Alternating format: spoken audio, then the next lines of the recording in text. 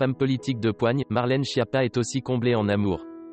Dans une récente interview accordée à Paris Match, la secrétaire d'État chargée de l'égalité entre les femmes et les hommes se confiait sur son couple avec Cédric Bruguière, son mari. Elle y dévoilait notamment les dessous de leur rencontre, en 2006, il y a 16 ans, bientôt 17.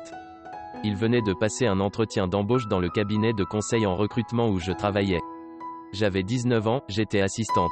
Je lui ai proposé un verre d'eau, quand il m'a dit oui, je lui ai répondu de se servir seul car j'étais occupée, se remémorait-elle. Et de poursuivre, il a été embauché et on a travaillé ensemble pendant 1 an. Puis j'ai repris des études dans la communication parce qu'il m'avait vexé en me disant que je n'allais pas rester là toute ma vie. Une rencontre hors du commun qui n'a pas empêché de vivre un amour sans accroc.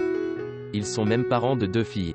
Dans un portrait consacré à Marlène Schiappa dans les colonnes du journal du dimanche 4 août, les Français ont pu découvrir une nouvelle facette de la ministre de 36 ans, très discrète sur sa vie personnelle. Marlène se lance dans l'écriture avec des manuels de développement personnel puis un roman dans lequel une certaine Morgane fantasme sur Alain Juppé, le mec le plus sexy de France, raconte le JDD.